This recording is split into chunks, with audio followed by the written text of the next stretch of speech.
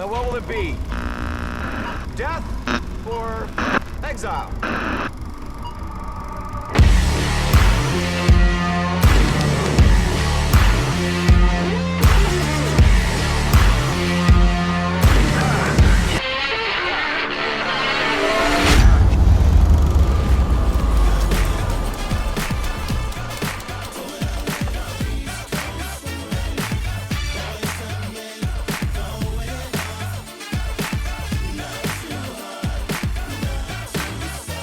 Welcome, ladies and gentlemen, to another installment of the Film Exiles podcast. Today, myself and the one, the only, the toxic one, the great Vinaldo 7 is joining me so that we can discuss the Seth Rogen, Charlize Theron political romantic comedy, Longshot. How you doing, Chris?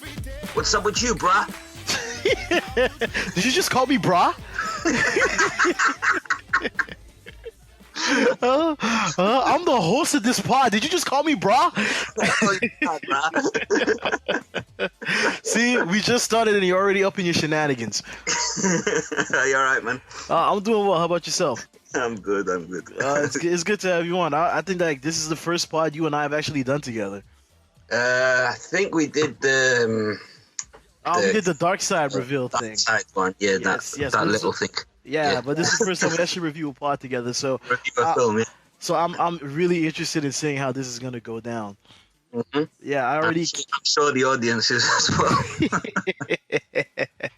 But thanks for coming on, man. I appreciate you. And just a couple of days ago, we released your cut of Superman out there to the public. So I just wanted to remind everybody who hasn't seen it, everyone who hasn't heard about this, Chris edited his own version of a fan edit of Richard Donner's Superman and Superman 2.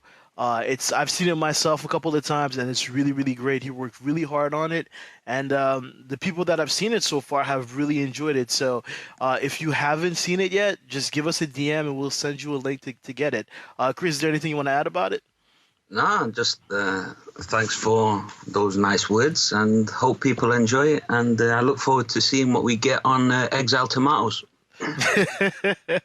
We don't do ratings, dog. Oh, that's true. We don't do ratings, bro.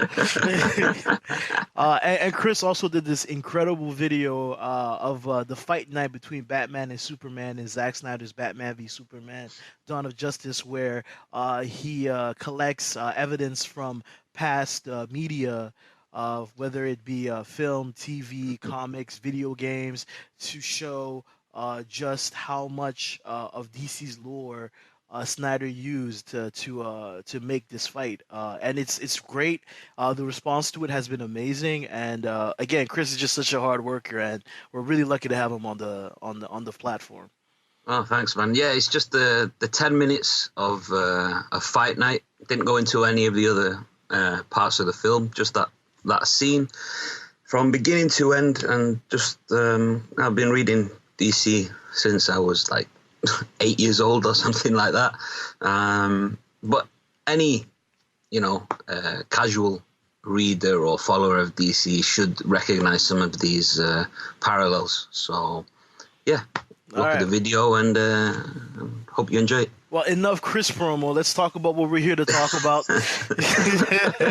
We're not going to spend an hour here praising you. So anyway, let's start talking about Longshot. Why don't you give me your initial thoughts? What did you think of the movie overall? So I saw this film a few weeks back, and it was, I saw another 2 films that day, more big blockbustery films, and this was probably my film of the day, unexpectedly.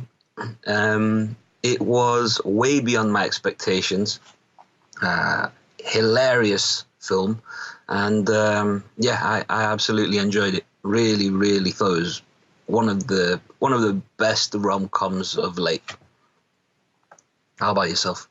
I agree. I really like the trailers that were that were released, and I had heard from some people that it was actually very good. So I was really looking forward to seeing it, and it blew my expectations out of the water. To be honest, it was so funny and so honest and sincere. I think that Yeah. Seth Rogen and Charlize Theron were great together. I think the supporting cast, the people that populate the movie are also wonderful. There's so much great commentary about our current political system and our current like social media apparatus, Yeah, and basically. it doesn't bang you over the head with it as No, well. it's done very seamlessly, and it's written Hmm. into the folds of the story, and how the romance between these people is unfolding, and it was really great to see, and it was very unexpected. I think that it subverted a lot of the common tropes that we see in this type of film. And, Yeah. and it was refreshing, and it was funny, and O'Shea Jackson is the greatest thing that's ever been made. Like, Ice Cube has made some amazing music, but we gotta thank him for Yeah. making O'Shea Jackson too, because Yeah. he is unbelievably funny, and I think that he's given us one of the best scenes that I've watched in a movie this year, and we'll get to talk about that later on. But Yeah, I wouldn't quite swap him for Straight Outta Compton, but definitely for some of the other albums, I would swap him for you. yeah, so I think overall we both enjoyed it, and Yeah. it's a fun movie to talk about. Absolutely, absolutely. So let's get into it. Yeah, so before we do, are you usually like a fan of like romantic comedies? Yes and no. I'm a fan of the good ones. So, so That's not really an answer. yeah. Well, I mean, there's some really bad ones as well. So, I mean, but the good ones, like some of my favorites, Four Weddings and a Funeral, My Best Friend's Wedding. That's a good one. Um, My Big Fat Greek Wedding. yeah, yeah. I mean, obviously. Yeah. I mean. Okay, it's decent. There's some of the stuff that make me cringe, but being a Greek, but I do like it. It is funny. Hitch is one of my favorites, and probably my number one favorite is the Taming of the Shrew remake, modern day remake with Heath Ledger and 10 Things I Hate About You. yeah, 10 Things I Hate About You. I think that's a brilliant one. It is a brilliant one. It's great. 10 Things. So yeah, I would say I'm a fan. Yeah, I'm the same. I think that everybody that's been listening to this podcast knows that I am the Exile expert on romantic comedies. I talk about them all the time. It drives Mike crazy. It drives Mike crazy. I'm always up for them. I think that some of them are very well written and are able to portray real life relationships well, and some others are just a way to get your mind off of things and are just straight fantasies. Some of my favorite, like I love 10 Things I Hate About You. I think that's a great one. Yep. My Best Friend's Wedding. I love Keeping the Faith with Ben Stiller and Edward Norton, which Okay. nobody ever talks about, but it's a great one. Yeah, I haven't seen that one. You've got Mail with Tom Hanks and Meg Ryan. Sleepless in Seattle is another great one. But I think that the greatest romantic comedy of all time, a movie that will stand the test of time, and whenever I watch, I just remember what it's like to fall in love for the first time. And it's just Scott Pilgrim versus the World. I think that Oh, really? is the greatest rom-com of all time. It really is. Like if you break that movie down to like its bare bones, that's what it is. It's a rom-com with incredible fight scenes. And that's really what it is. But I love Scott Pilgrim. It's a great movie, and I hope that everybody sees it. So Well, I have to give that a second chance. what, you didn't like Scott Pilgrim? No, I didn't not like it. I just saw it and it existed for me. Dude, It didn't come impact on, man. me. So, but I probably wasn't in the right frame of mind though. It has like Chris Evans's greatest like appearance in a film ever. Chris Evans is so great in that. Then you have Brie Larson, and then you have Brendan Roth. You have what's her name? Winston, the one that's playing in Birds of Prey. I forgot. Mary Okay. Elizabeth Winston. It has Yeah. such a great cast. It's so funny. And it's the guy that did Baby Driver that directed it, so it's got like that quirky yeah. editing and fast cuts and like I'm No, not. I remember. I remember it very briefly. I don't really remember much of the detail about it, so probably a good chance to revisit it. And Mike Cera has one of the most punchable faces in history, and he gets punched a lot in this movie, so I'm all for it. Cool.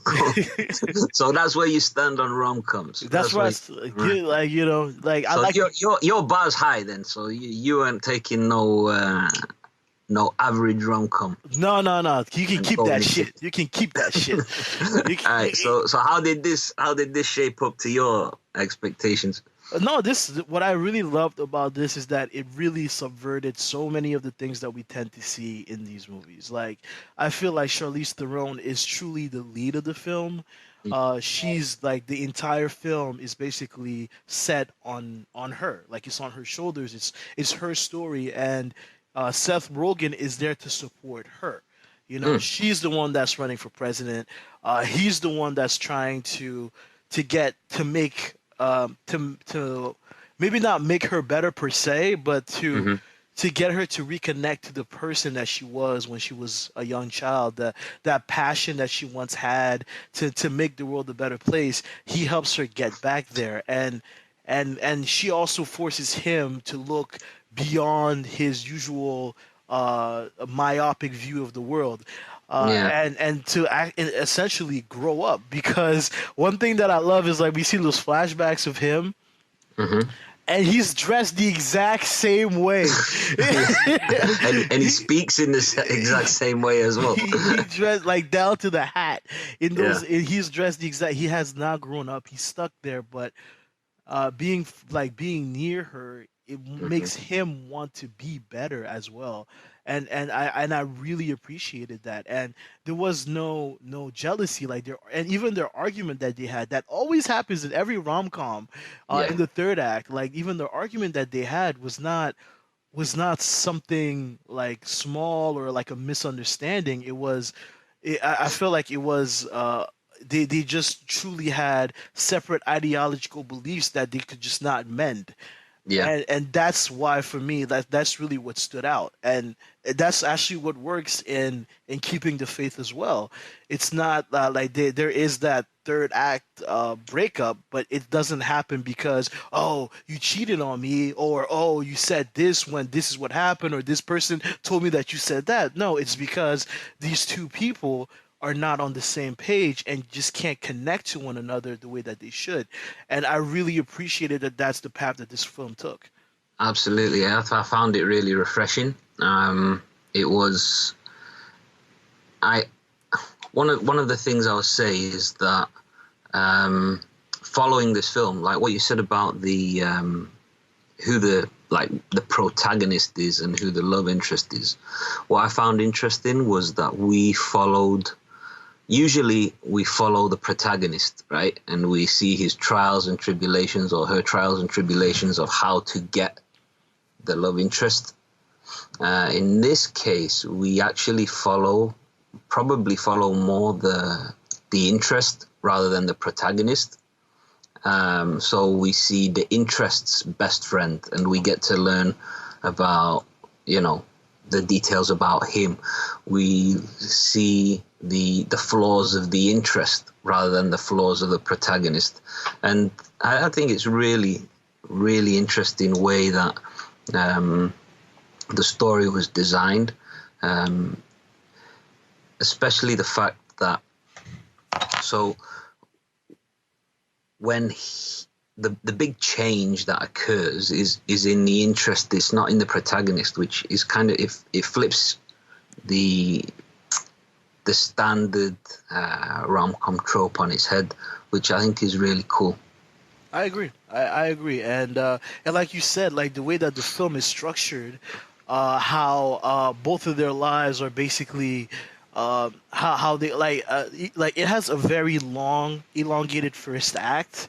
Yeah, I think that like it really takes the time to introduce both of the characters alone before they collide, and I think that really gives you a vibe of who these two people are, hmm, what's important to them. So when they meet, I feel like you buy into what they have a lot easier, a lot quicker than you normally would, because I definitely. don't think they meet until like almost the 30-minute mark is when they have their first scene together. Is that far in? Yeah, Yeah, it's because yeah, yeah. it's almost the 30-minute mark is when they finally speak to one another. That's Yeah, so I think that plays like a huge part in it, because you see how she is portrayed in the media. You see how, like, you have the media talking about how hot she is and she's not taken seriously, and yeah, then true. And then she did all them personality scores and all of that stuff. yes, you see her like being the president who the president who just wants to go do movies. Yeah. Well, Yeah. usually it's the other way around. But no, this guy wants to go back to TV. He wants to go Yeah. back to acting. He's very serious about it. Yeah. A great performance by Bob Odenkirk as well, who's just He's great. fantastic. He's great. And like so you see all of that leading up to that moment, and also you see him getting fired, and Hmm. again you get to see their strength and their weaknesses, like seeing Rogan try to be a journalist, and being a journalist, and like Being a journalist. getting into that right wing fascist group, and having to jump out a window to like to save. That was such a great scene. That guy falls a lot. Yeah, he does, and he One of the gets things, back up, and he one, gets back up. I know one of the standard tropes is having a clumsy woman, a Yes, cute clumsy woman, in a rom-com, and in this case, it's the interest, or the male interest, which is an absolute klutz. and Throwing his laptop in the snow and falling downstairs and crack it down and all of that.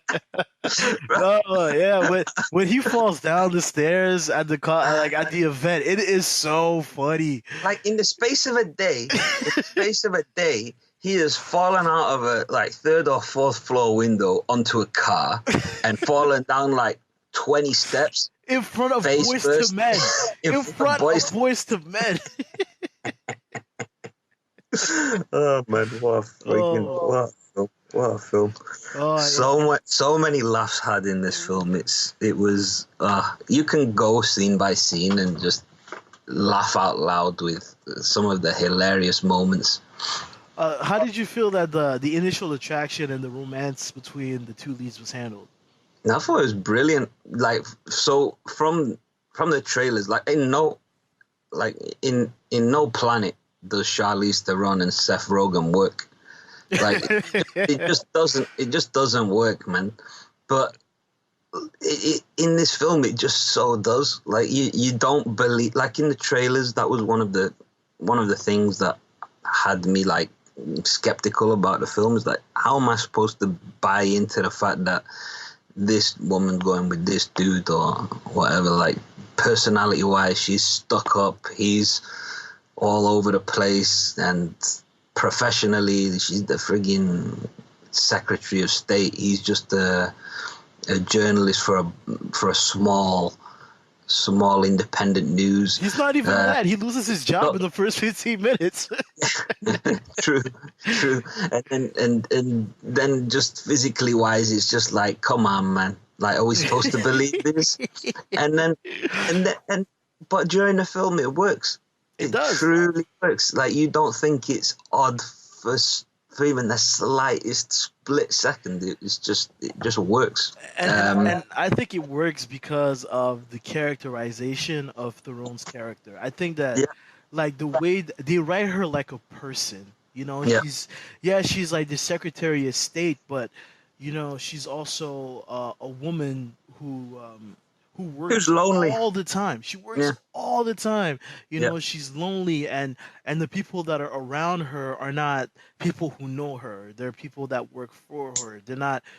and then he comes along, and he reignites something in her that lay dormant for so long, and also um he tries to break her out of the shell that she's put herself into.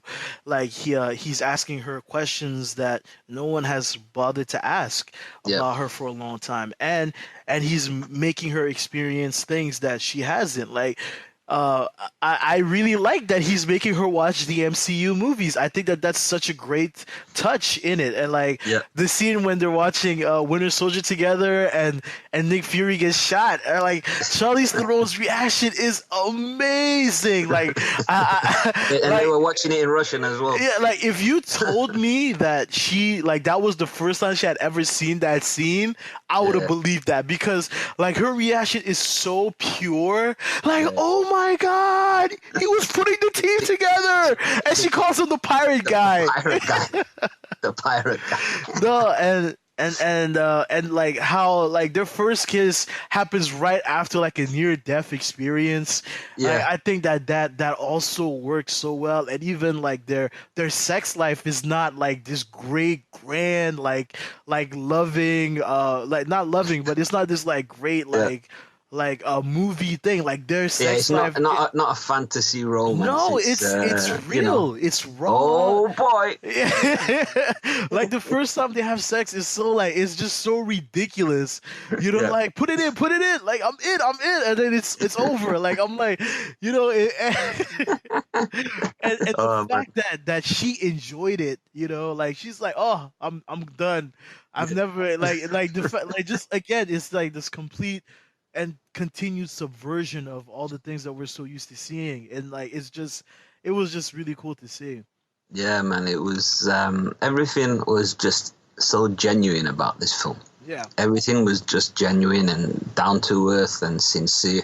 That's the best compliment I could give it. Is you didn't believe for one second that you were watching some ridiculous scenario play out. It was they made it believable. I completely agree. I completely agree. Down to Seth Rogen jerking off over her and getting... And when he says, "Oh boy," yet again, callbacks, parallels. Because he says to her that he doesn't normally say that, and then he's caught on video saying it. Oh, that's so funny. No, like, It's hilarious. again, because he called her and he wanted to see her and he didn't get the chance to. So what are you gonna do? And I love the fact that he was like watching a video of her giving this speech. Like, do you know how much into a person you have to be? Like, I wouldn't know, man, and I wouldn't know. That's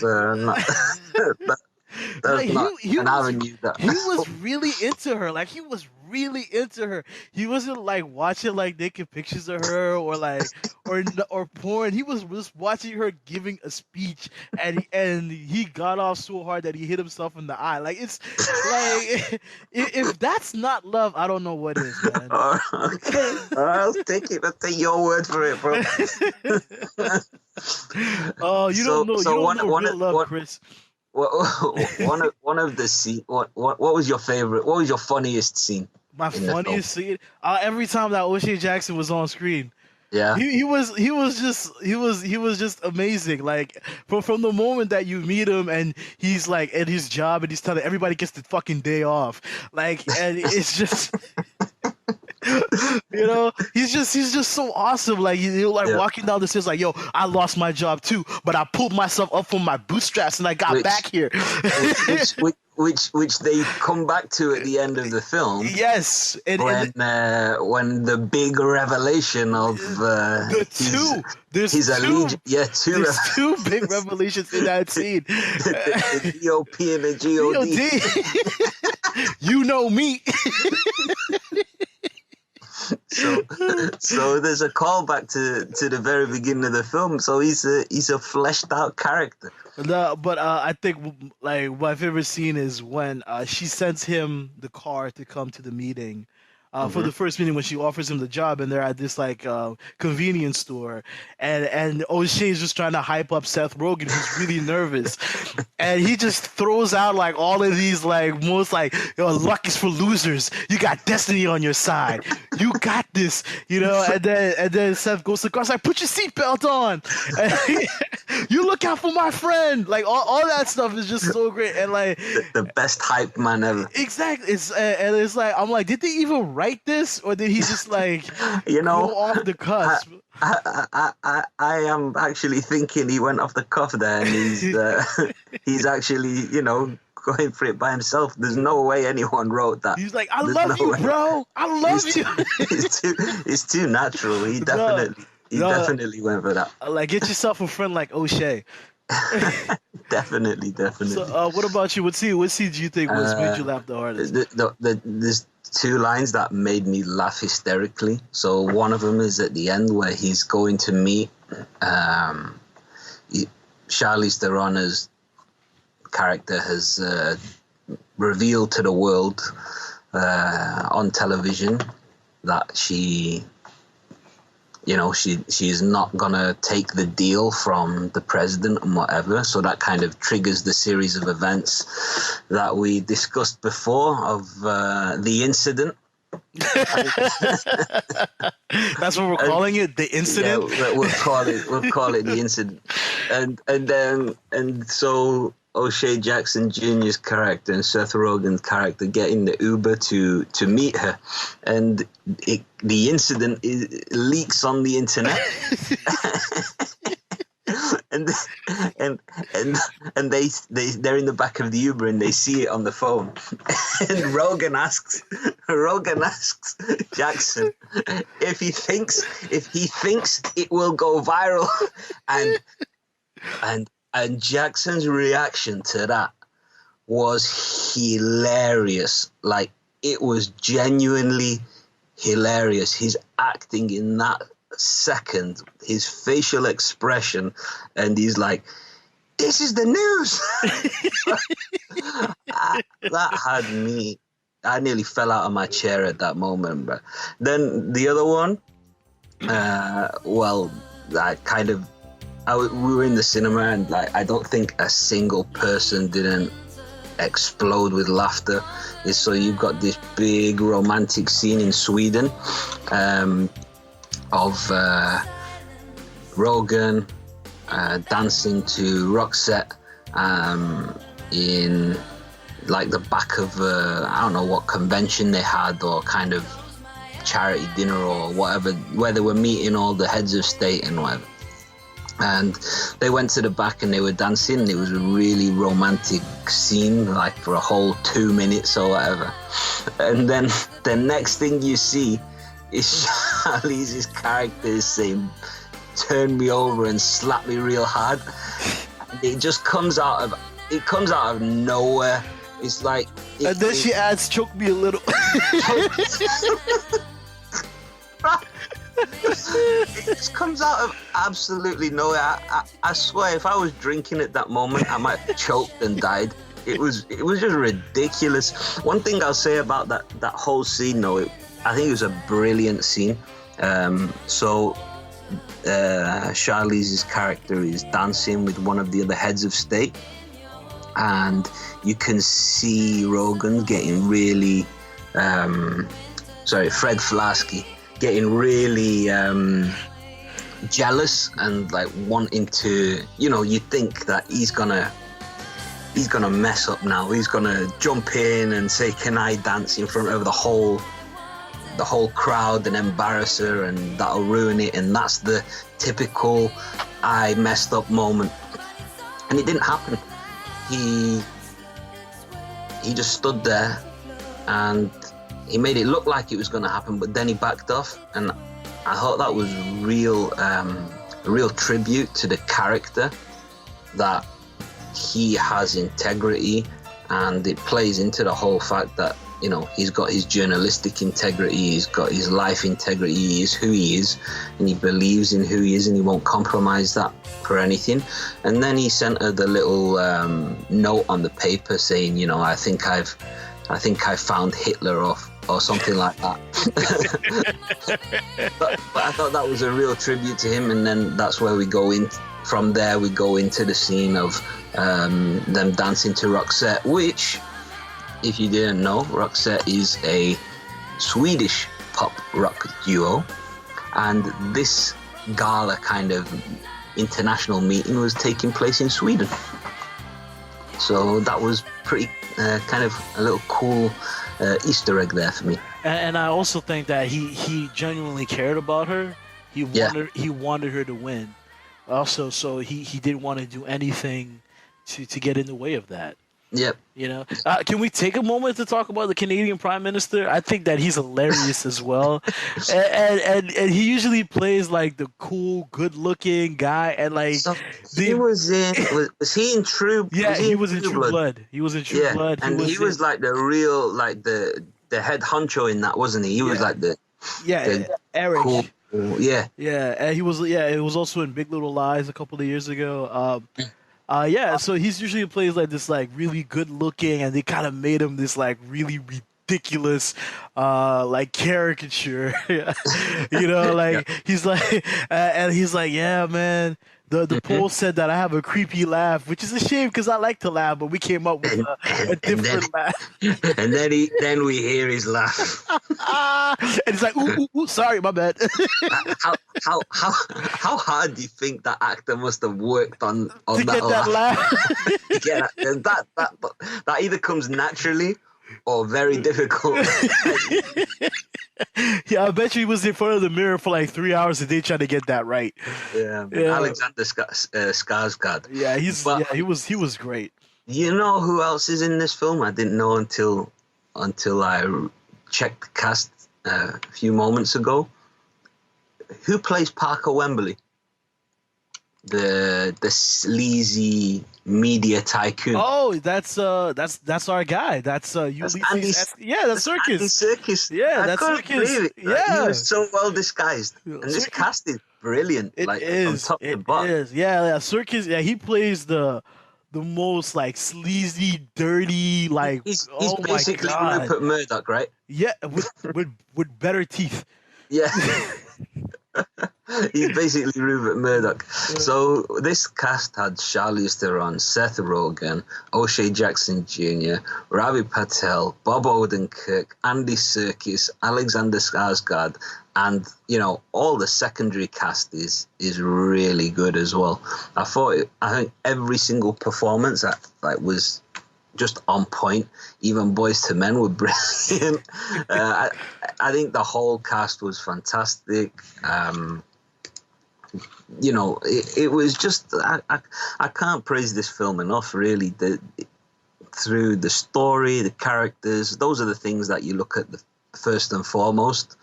In a film like this, you're not too bothered about cinematography and all the other technical aspects, but the story and the characters and are the most important for me, and they just worked. Every single character had a part to play in the story. The story was a really funny but down-to-earth, sincere story. I absolutely love all the character interactions. So, for example, between O'Shea Jackson Jr.'s character and Seth Rogen's character, but also between the assistants of Charlize Theron's assistants. They were, you got the stuck-up assistant, and then the little nerd, and they end up going having a little thing together, surprisingly, and it's just there's so many things in the film that make you think, well, I didn't expect that, but then you think about it and it works. Just everything was brilliant. I agree. I completely agree with that. They really did such a great job of putting all these things together. This cast is great. It's so funny. Let's stop there because it kind of sounds like we're like giving our final thoughts. We're not even done yet. No. So, what did you think of? We talked about Andy Serkis's character. What did you think of how the stakes of the political landscape were introduced in this movie? I mean, they touched on something very simple.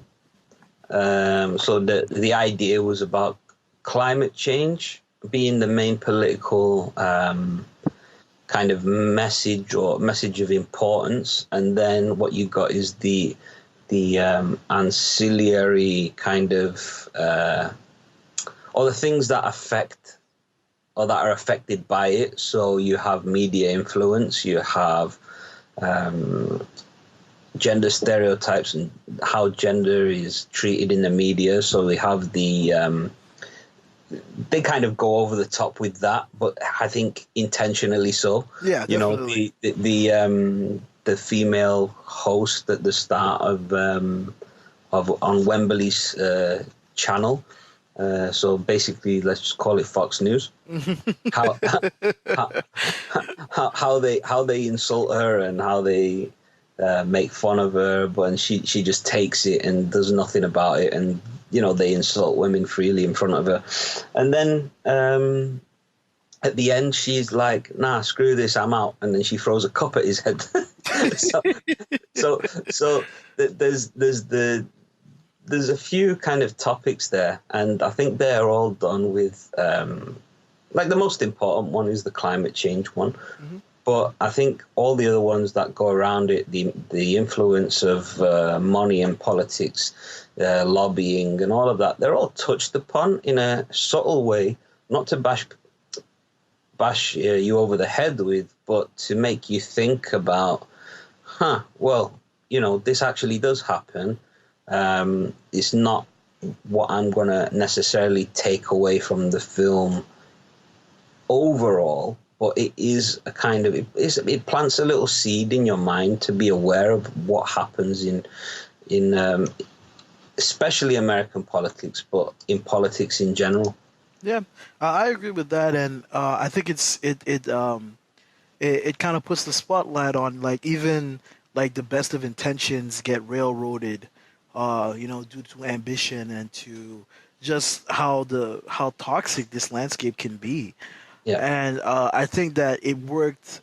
It is subtle. It is both subtle, but it is very well layered within the romance between the two, because again, she lives in this world. It's real to her, and she has to live with the consequences of it on a daily basis. While he's kind of like on the outside looking in, and he's very passionate and very what's the word that I'm looking for?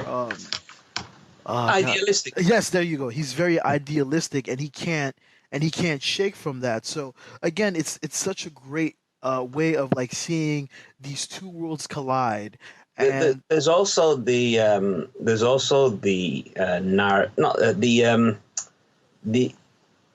so if you look at O'Shea Jackson's character, it's the experience of black males in America as well. So he cracks a joke about it a couple of times, but when you think about it, it is what it is, really.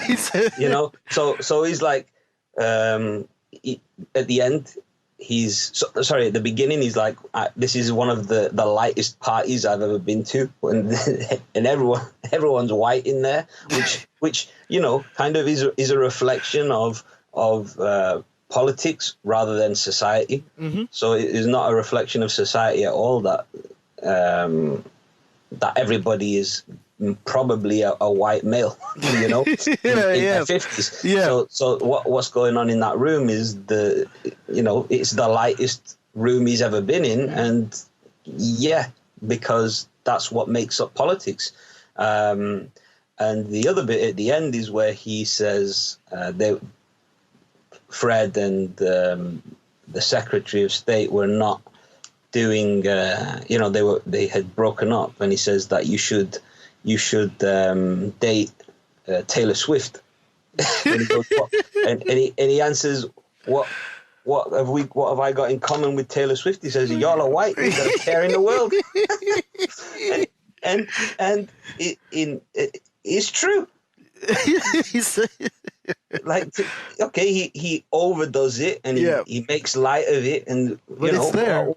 It's there. It's there, and they're not, and he's not afraid to talk about it, and I love it. So you have that aspect as well. I agree. You're absolutely right on that. Yeah, So so yeah, thinking about it, there's a lot of political messages in the film. yeah, and but again, like you said, it's not like knocked over your head. It's like it's woven into the fabric of the movie because of Absolutely. the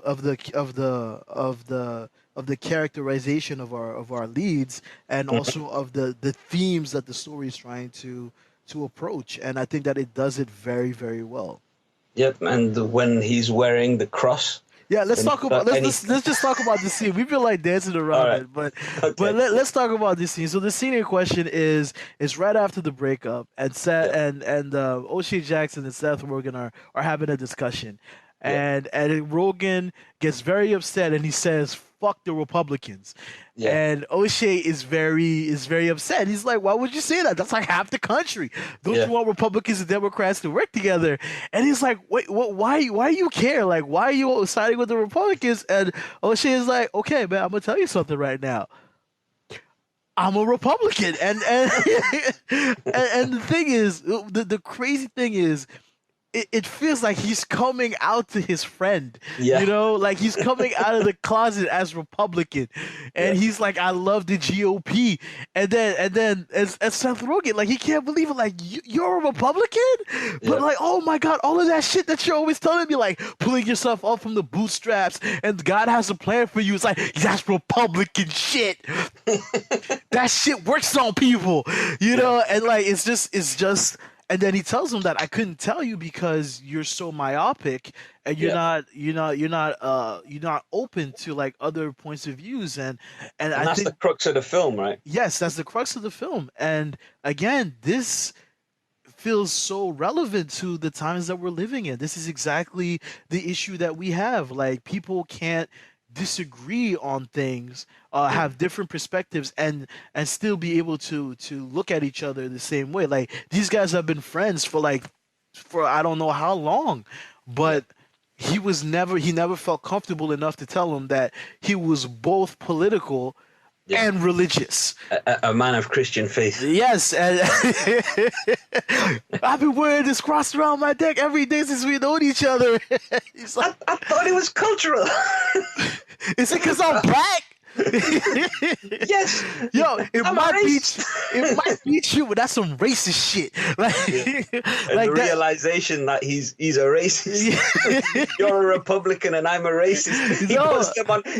Even in that moment, he puts them on level plane. On He the can't same help. team. He can't help it because in his mind he's like demonized the Republicans to this Yeah. point where it's the same, and that's what we do, and that's honestly what we do. We always demonize The other. people on the other side of the aisle, and we Mm. do it in politics, we do it in religion, we do it in our fandoms, and we're just unable to see the perspective of the other person, and it leads to so much stress and these like and like so I really appreciated how this film handled this particular situation, and it was hilarious to boot. It was, and that's the thing. When you can take a message from comedy, it's even more powerful than taking a message from, a lecture or a serious discussion. Like if you can take a message from comedy, it will never leave you. It'll always be there. And I think they did something really powerful with the messages in this film. I agree. I agree, and I think that this message in particular is not only relevant but necessary. And again, O'Shea Jackson is so good in this scene. Mm-hmm. He's just so good, and he's just he was such a standout in this movie. Oh yeah, definitely, absolutely. One of my favorite characters and performances. So, is there anything that you would have changed in the film, or is there anything that you would have liked more of? I mean, the film's pretty close to perfect for what it wants to be. I don't think it could have. So the whole film, I felt this is believable. This is believable. This is cool. And there was never a point where I thought I'm watching a movie. I never felt at any point that that any particular scene didn't fit in with the rest of the film. I just felt it was all seamless. So I can't say that I would change anything. I loved all the characters. I loved the story. There was moments of ridiculousness, but they were to be expected. So, like, for example, she's on drugs and she's negotiating for the freedom of a captured pilot. I'm like, this is ridiculous, but most of the film is ridiculous. So it didn't feel out of place, I wouldn't change. No, I wouldn't change anything. I think it was a perfect film, to be honest with you. I agree. I actually agree. I don't have many complaints about the movie. Maybe that, I really don't. I think there's just one suggestion that I made to you. It would have been really nice to have Boyz II Men come back and sing at their wedding. I think that would have been...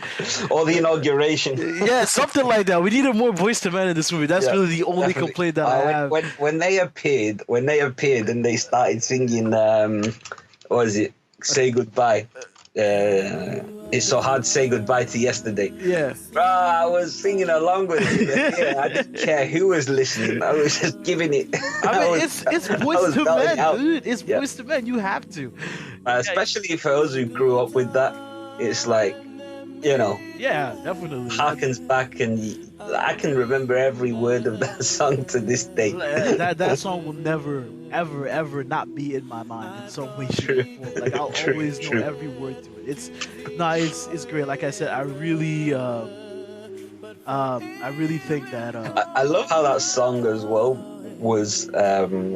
So it's so hard to say goodbye to yesterday, and they played it over the flashback scene where he is talking about the other incident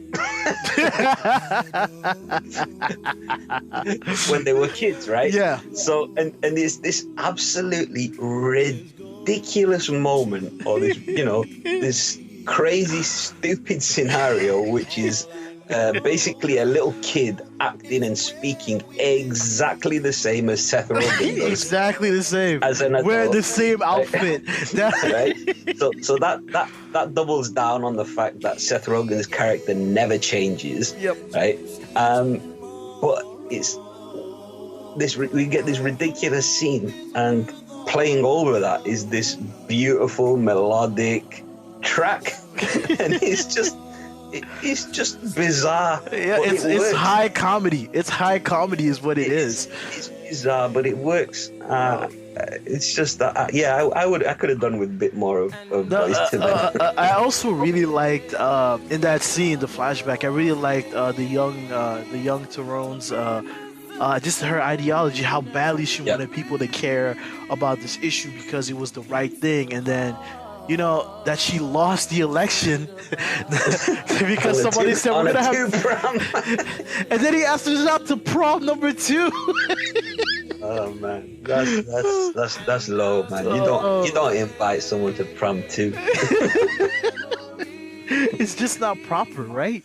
Yeah, man. Come on, have a bit of respect. You're not a prom 2 girl, he says to her. All right, let's give our closing thoughts and get the hell out of here. So, Chris, what are your closing thoughts on Longshot? Closing thoughts. It's my favorite rom-com in recent times. One of my favorites of all time. It will join the list of 10 Things I Hate About You. It will join the list with, About Time. 40-Year-Old Virgin, Hitch. It belongs there. I think it belongs in that category now. I agree. I think that it really hits on all cylinders. I think that the writing is crisp and funny. I think that the performances from everybody involved is top notch, and it's just like it's a great movie to watch. On a date or just hanging out at home. I think it's a really good. It's just what I like is that it's just a good movie. That's it. Yeah. Like at the end of the day, it's just a good movie, and there's nothing that we love more than a good movie. And I enjoy it thoroughly, and I really hope that people that people get to see it and watch it and enjoy it and discuss it the way that we have, because there's so many things to talk about. Like there's the great characters, the funny moments, and the undercurrent of politics that I'm always interested in. Yeah, carry on, sorry. No, and I was just gonna say I think that the film did a great job of like balancing all of these different aspects perfectly. Yep, Jonathan Levine, the director, made this film on $40 million. Like, that's so good. Like, I wonder how much I wonder how much of that went into Charlize's wardrobe. And exactly, because she looks fantastic. Exactly, and so to make such a brilliant film, it just shows you can make a great film without going into the hundreds of $millions of budget. A film that has a message, that makes people laugh, that makes people think, that makes people feel. I wish, and this is a Lionsgate film, and I wish more studios took that approach to filmmaking. It's about the writing, it's about the characters, and not necessarily about, IP and all of that kind of thing that we see in box office films today. I want more people to go see this. I want as many people as possible to support this film. I don't know if it's still in the theaters in the States. It is still in the theaters in the UK, and probably other places around the world. So I encourage as many people as possible to go and watch this and support this film. And I second that. So why don't we drop our ads? Chris, where can people find you? So you can find me on Vero and Twitter at Vinaldo7, and just send me a message and we can I can give you the links to the film or the video essay that I did, and can chat about this film as well.